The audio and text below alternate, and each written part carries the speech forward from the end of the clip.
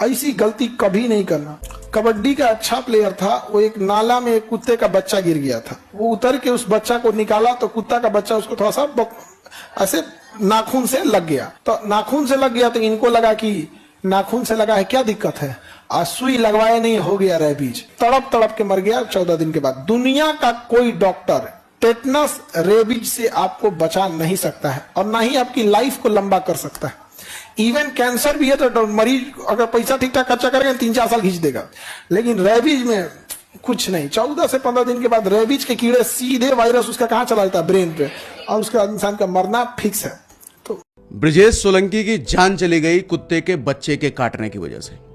कुछ महीनों पहले ब्रजेश सोलंकी जो कि नेशनल लेवल के कबड्डी प्लेयर हैं, छोटा सा कुत्ते का बच्चा नाली में गिर गया था, तो इन्होंने इंसानियत दिखाते हुए उस कुत्ते को नाली से बाहर निकाला और उसी टाइम पे कुत्ते के बच्चे ने उंगली पर इनके काट लिया था। इनको लगा थोड़ा सा काटा है, क्या ही फर्क पड़ जाएगा। कई महीनों तक कुछ भी नहीं हुआ, लेकिन उसके बाद अचानक से इनकी उंगली काली पड़ने लग गई, गले में जलन होने लग गया, दिखना बंद होने लग गया और डॉक्टर के पास गए तो डॉक्टर ने बताया अब रेबीज हो चुका है और कुछ नहीं हो सकता।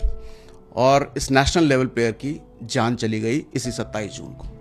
अब एक चीज समझिएगा, कुछ दिनों पहले मैं एक डॉक्टर का ट्वीट देख रहा था तो उन्होंने ये कहा कि जरूरी नहीं है कि जो वैक्सीनेशन लगाए हुए कुत्ते होते हैं उनके काटने से कुछ नहीं होता। उन्होंने बोला उनके काटने से भी हो सकता है रेबीज, उनके चाटने से भी हो सकता है। और एक बात ध्यान दीजिएगा, रेबीज का अब तक कोई इलाज नहीं है। किसी को रेबीज हो गया तो उसका मरना तय है। तो जो लोग अपने घरों में कुत्ते को अपने बच्चे की तरह पालते हैं ना, सर मैं नहीं कह रहा, डॉक्टर ने कहा है कि वो भी खतरनाक होते हैं। अगर इंसान का कहीं कटा हुआ है, जला हुआ है, उस पर कुत्ते का थूक लग गया तो आदमी मर सकता है। आदमी के आंख में अगर कुत्ते का थूक चला गया, लार्वा चला गया तो आदमी मर सकता है। ये सब बात डॉक्टर ने कहा है। तो अब देख लीजिए, मैं नहीं कहूंगा, मैं कहूंगा तो बहुत सारे लोगों को बुरा लग सकता है, लेकिन खतरनाक है कुत्ते को अपने साथ रखना।